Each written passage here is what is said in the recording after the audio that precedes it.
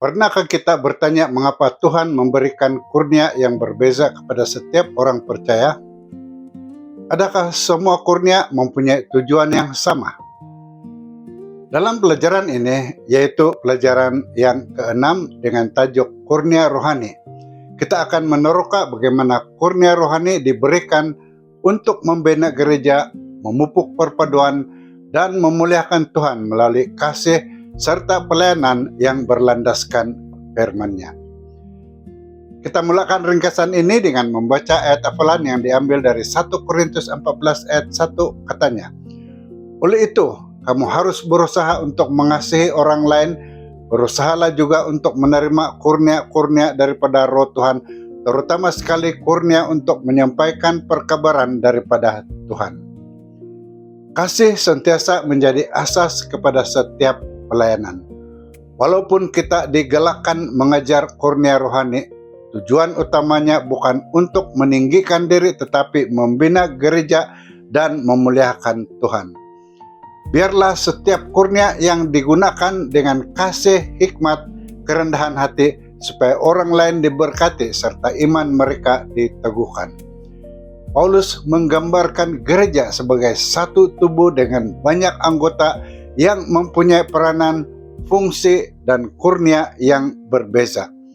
Semua kurnia diberikan oleh Tuhan untuk membina gereja, memupuk perpaduan, dan bukan menimbulkan perpecahan. Dalam suratnya yang seterusnya, Paulus menekankan bahwa kurnia rohani hendaklah diamalkan dengan kasih dan digunakan secara teratur dalam ibadah demi pembangunan tubuh Kristus. Dia juga mengaitkan ajaran ini dengan masalah perpecahan di Korintus, sambil menegaskan bahwa hanya kesatuan dalam Kristus dan pimpinan Roh Kudus dapat mengatasi perselisihan serta memelihara keharmonian dalam gereja. Mari kita mulakan dengan topik yang pertama, yaitu pelbagai kurnia. Di dalam 1 Korintus 12 ayat 4 berkata, "Terdapat berbagai-bagai kurnia, tetapi semuanya berpunca dari satu roh." Paulus menjelaskan bahwa kurnia rohani berasal daripada Roh Kudus dan asas terhadap semua kurnia ialah pengakuan iman bahwa Yesus ialah Tuhan walaupun terpaksa menghadapi penganiayaan dan ancaman. Iman ialah kurnia rohani yang paling asas, namun Roh Kudus mengurniakan pelbagai jenis kurnia kepada setiap orang percaya menurut kehendaknya dan semuanya sama penting dalam pelayanan. Paulus menerangkan bahwa kurnia rohani merangkumi pelbagai bentuk kurnia, pelayanan, dan pekerjaan yang semuanya saling berkaitan serta diberikan oleh Tuhan untuk melaksanakan misinya. Walaupun setiap orang menerima kurnia yang berbeza, semuanya bertujuan membangun gereja, memupuk kesatuan, dan memperlihatkan keselarasan kerja Tuhan Bapa, Yesus, dan Roh Kudus dalam kehidupan umatnya. Topik yang kedua dalam kajian kita ialah kesatuan melalui kepelbagaian. Dari 1 Korintus 12 ayat 12 kita baca, "Karena sama seperti tubuh itu satu dan anggota-anggotanya banyak, dan segala anggota itu sekalipun banyak merupakan satu tubuh, demikian pula Kristus." Paulus menggambarkan gereja sebagai satu tubuh yang mempunyai banyak anggota, masing-masing dengan kurnia dan fungsi yang berbeza, namun semuanya dipanggil untuk bekerja sama dalam kesatuan yang dipimpin oleh Roh Kudus.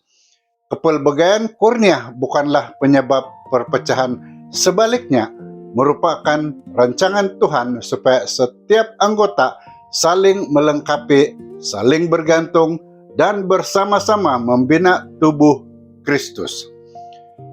Tiada anggota gereja yang lebih penting atau kurang bernilai karena setiap kurnia mempunyai peranan tersendiri.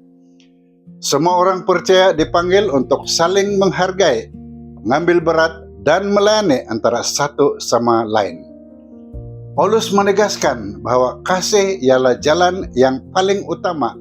Apabila setiap kurnia digunakan dengan kasih, kerendahan hati, dan hikmat, gereja akan bertumbuh dalam perpaduan serta memuliakan Tuhan. Topik seterusnya ialah jalan yang lebih utama. Dari 1 Korintus 13 ayat 13 mengatakan, sekarang tinggal 3 perkara ini, iman, pengharapan, dan kasih. Tetapi yang paling utama antara semuanya ialah kasih. Paulus menegaskan bahwa kasih bukan sekadar satu kurnia rohani, tetapi jalan yang paling utama karena hanya melalui kasih setiap kurnia dapat digunakan dengan betul dan mencapai tujuan Tuhan. Tanpa kasih, semua kurnia rohani termasuk bahasa roh, nubuat, pengetahuan, dan iman tidak mempunyai nilai rohani walaupun kelihatan hebat atau mengagumkan di mata manusia. Kasih ialah sesuatu yang dipraktikkan melalui kesabaran, kemurahan hati, kerendahan hati, pengampunan, ketabahan, dan kesetiaan sambil menolak sikap, mementingkan diri, kesombongan, kemarahan, dan kejahatan. Paulus meletakkan ajaran tentang kasih di tengah-tengah perbincangan mengenai kurnia rohani untuk menunjukkan bahwa kasih ialah asas terhadap penggunaan setiap kurnia demi membina gereja dan memuliakan Tuhan. Topik selanjutnya ialah kurnia bahasa roh. Kita dahului dengan membaca dari 1 Korintus 14 ayat 13. Katanya, karena itu, siapa yang berkata-kata dengan bahasa roh, hendaklah dia berdoa supaya dia juga dapat mentafsirkannya. Kurnia bahasa roh ialah keupayaan yang diberikan oleh Roh Kudus untuk bertutur dalam bahasa yang tidak dipelajari, yang bertujuan menyampaikan Injil serta membina gereja, bukan untuk meninggikan diri. Paulus menegaskan bahwa bahasa roh hendaklah disertai dengan tafsiran supaya semua yang hadir memahami message yang disampaikan dan menerima manfaat rohani serta ibadah berlangsung dengan teratur tanpa kekeliruan. Masalah di Korintus bukanlah kurnia bahasa roh itu sendiri, tetapi penyalahgunaannya sehingga menimbulkan kekacauan serta mengalihkan perhatian daripada tujuan sebenar kurnia rohani untuk membina gereja. Paulus tidak mengajar bahwa setiap orang percaya mesti memiliki kurnia bahasa roh, karena Roh Kudus mengurniakan pelbagai kurnia kepada setiap orang menurut kehendaknya demi kebaikan bersama. Topik terakhir dalam kajian kita ialah kurnia nubuat. 1 Korintus 14 ayat 3 berkata, sebaliknya, apabila seseorang bernubuat, dia bercakap kepada sesama manusia dengan kata-kata yang membina, menasihati, dan menghibur. Paulus memberi penekanan terhadap kurnia nubuat karena tujuan utamanya ialah membina, menasihati, dan menghiburkan gereja, menjadikannya lebih berguna bagi pertumbuhan rohani jemaat daripada kepentingan diri. Kurnia nubuat bukan sekadar meramalkan peristiwa masa depan, tapi juga menyampaikan message Tuhan yang membimbing, menguatkan, dan mendorong umatnya agar hidup setia pada firman.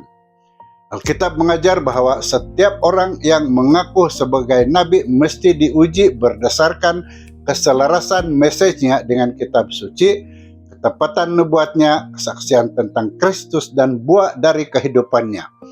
Kitab Wahyu menunjukkan bahwa kurnia nubuat menjadi salah satu ciri gereja umat sisa yang ditandai dengan kesetiaan dalam menuruti seluruh perintah Tuhan dan memiliki kesaksian Yesus, dengan menambah bahwa kesaksian Yesus itu adalah kurnia roh nubuat. Berikut adalah 3 poin utama sebagai kesimpulan. Pertama, Tuhan mengaruniakan pelbagai kurnia untuk membina gereja. Setiap orang menerima kurnia yang berbeza menurut kehendak Tuhan, bukan untuk meninggikan diri, tetapi untuk melayani dan membina tubuh Kristus dalam kesatuan. Kedua, kasih ialah asas terhadap penggunaan setiap kurnia. Tanpa kasih, sehebat manapun sesuatu kurnia, ia tidak mempunyai nilai.